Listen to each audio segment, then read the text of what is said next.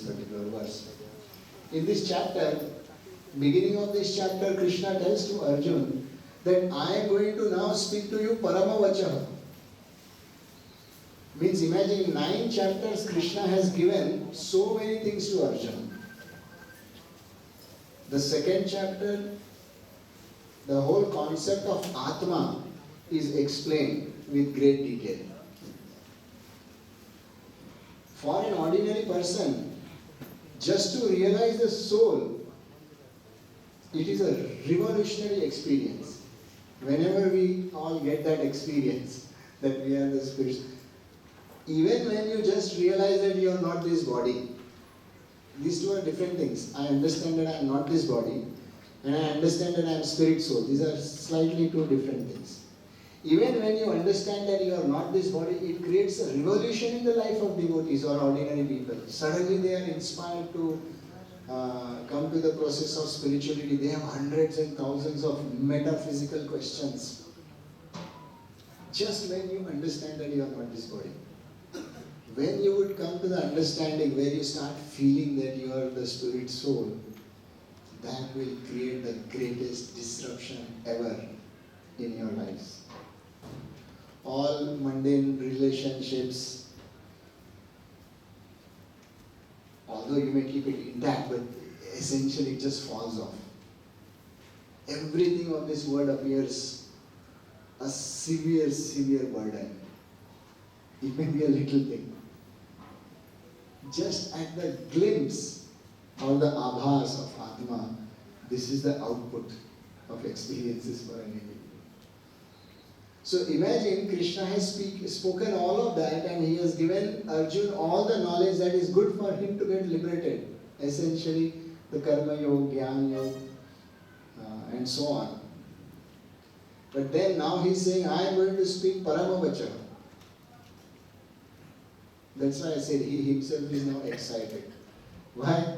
Because I consider you Priyamana, I consider you very dear to me.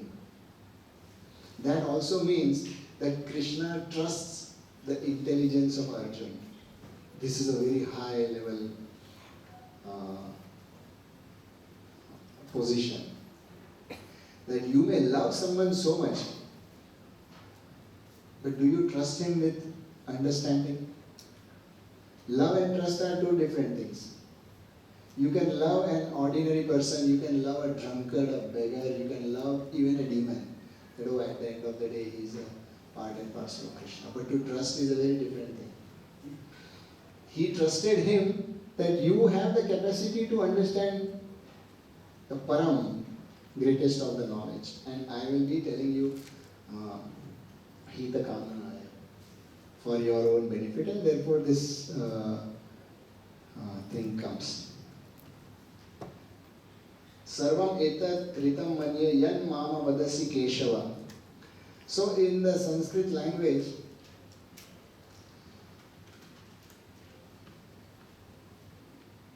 couple of years ago, I got an opportunity to learn Sanskrit with greater depth under some of the great teachers of India. And that led me to appreciation of the construction of certain grammar and words, which is so beautiful. For example, the word Keshava. Wherever you have this va coming at the end of a suffix, it also refers something which belongs to, like Raghava belonging to the Raghu dynasty, Yadava belonging to the Raghu dynasty. So it is where someone is physically associated. So interestingly, in the Vishnu Sahasranam, you have these words, Keshava, Madhava. And they do not exactly refer to one who kills Keshi demon or that way. It refers to the property of that. So Vishnu has very beautiful hair. Therefore he is called as Keshava. So it also refers that way, one who has beauty. That means Lord has form. Essentially, those who conceive of Krishna just being impersonal is defeated by just these words. He is not just impersonal. in the absolute truth as the Siddhanta also he has formed. So, where Arjuna is now saying here, Sarvam etat ridham manye yan ma vadasi Keshav, in the first 13 verses till now, the Chatushloki Bhagavad Gita was also discussed. And so many other things have been discussed in the 7th chapter, 8th chapter and 9th chapter as well on this whole discussion of how Krishna is personally and impersonally presented everywhere. And therefore, even after all of this, Arjuna is saying it is very difficult to understand you. Even if one tries to understand you with whatever material intelligence one has. So to understand God, you don't need actually just philosophy. You can understand God through various ways. For example, or let's say the absolute truth. Except for Krishna or Ram performing pastimes, you can understand the supreme absolute truth without the support of Puranas. Like the all-pervading truth, something which is eternal and all those definitions. So, for example, if you were, I don't know how many of you follow mathematics or physics, the latest of the discoveries which have happened in the last couple of years, the Nobel Prize winners and so on in physics and the Fields Medal, it's amazing conclusions which they have found out in line with the Upanishads. And they are now acknowledging that it is only the Hindu or Vedic literatures which give some idea to these things. So this is a significant conclusion and attribution and acknowledgement to our Vedic literatures. We should feel proud about it. The problem is we are so culturally involved that we just take it for granted. Whereas the scientists, the Nobel scientists, they are like baffled.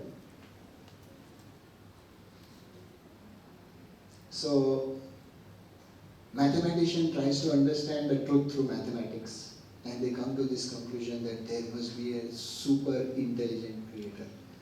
A physicist tries to come to that conclusion through that. Someone who is into astronomy, he gets baffled with the grand creation. Like I was reading that for every grain of sand in this world, how many grains of sand? Can you calculate? Grain of sand. Can you imagine the scientists have found out how many grains of... For every grain of sand there are 100,000 stars, like sun. And still the number of atoms in the universe are even more than that. So it's a mind-boggling conclusion which they come. And they attribute that it is only Vedic literatures who speak about these things.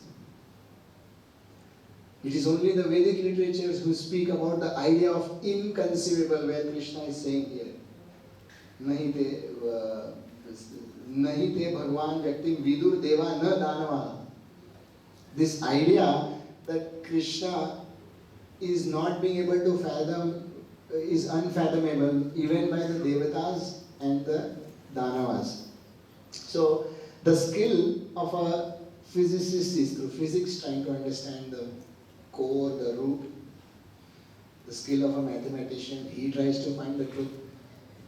When I was in my engineering, one of my friends, a musician, I say this so many times, he was so fascinated with music, and I have never seen someone in person, I have never seen someone who loved music so much, that I did my mechanical engineering and he was in computers.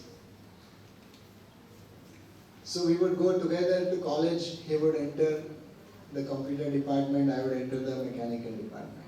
Even during exams we would do that. So some exams were like, okay, I have not studied.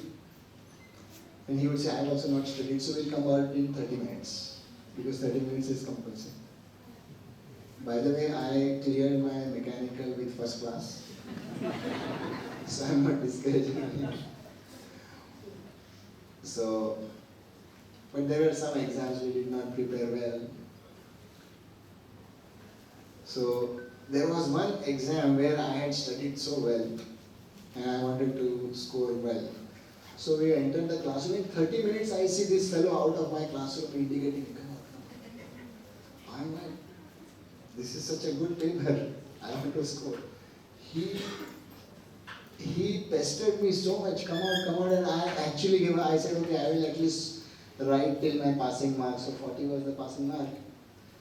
And I put the answers till 45 marks. And I was so sure whatever I have written, I'll score.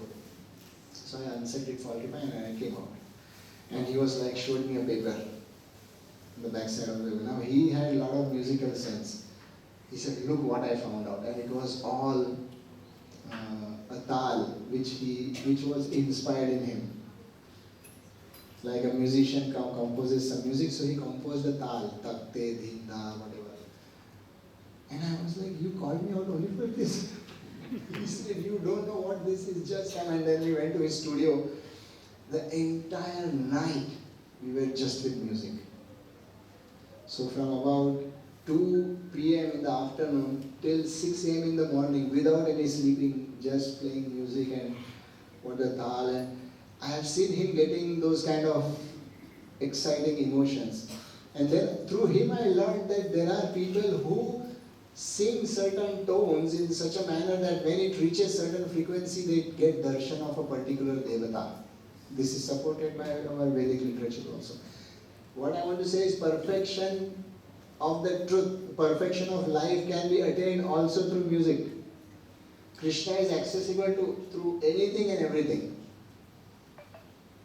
So here, and then the devatas, how the devatas try to understand the truth through the yajnas, through their mysticism. How the danavas try to conceive of the truth through sheer raw power. Like if someone is the truth, let him face me, let me defeat him. So for Ravan, he will accept Vishnu as the supreme truth only if he can kill him. If Vishnu can kill him. All the demons were like that.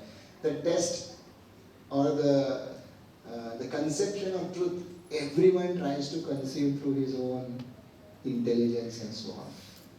So he is saying, therefore this word is not just devatas and danavas. We have to imbibe the whole personality of what a devata is and what a danava is. They are going to try to conceive the truth that way. In the Srimad Bhagavatam, very interesting episodes come of Indra, who tries to conceive the truth through the Govardhan pastimes. So he is like, he cannot accept a little boy of about 7 years of age changing the whole course of hundreds of years of tradition just by mere argument. He is unable to accept it. Why? Because Krishna has chosen not to reveal his personality to Indra. Now, Indra is not an ordinary person. He is a person who presides over the Pancha Mahabhut, earth, water, air, fire and ether. One who understands in complete how the elements operate. It's a very, very high position. Sometimes devotees take all the devatas cheaply. It's a very, very high position. We get baffled, we get influenced by being in charge of just a small program or temple or maybe a small company or just a small house. The levels of ego which an ordinary person has, it's unbelievable. To baffle an ordinary person, you just give him 3 or 4 people who listen to him, he starts feeling he's God. It is so easy. Just because 100 or 1,000 people listen to you, or let's say you are a celebrity is also very big. That's why I'm giving, even in a small bhakti vriksha, it is enough. I am the flower in charge, I am the cooking in charge, I am the HOD or whatever. That is enough to destroy a person. This is the level of a person, that Ishwaratva, the tendency to lord over is so deeply entrenched that it takes nothing to disrupt our consciousness? Absolutely nothing. Someone appreciating you, even if someone appreciates you falsely, and you know that he is giving false appreciation, then also it is enough to flatter a person. So what to talk of someone who presides over the 5 elements? And that is why Indra, based on his power, he tried to challenge Krishna in such a manner. See, all of us, we try to understand Krishna from our perspective through the mind and senses. इंद्रियों के और वस्तुओं के उसको मध्य नजर रखते हुए, with the reference. So when we talk about spirit soul, we say, if you are not, when you die, who is alive? Or when you were 3 months, 6 months, 1 year, and you are 60 years, who was that person? So we try to bring a sense of Atma with the reference of the body. With the reference of material things, we try to bring sense of Atma. Our entire understanding of God and the soul is only with reference to the senses and the objects around the world. We have not understood God independently without the mundane references. Like if we say, who is controlling all this universe? There must be some superpower. So the idea is, because you see all of this, suppose you were not able to see all of this, then what? Like Brahma's case, if you were just the only person, how would you exactly come to know? It's only when you see the grand and bafflement, which then we say, oh, there must be something superior. So,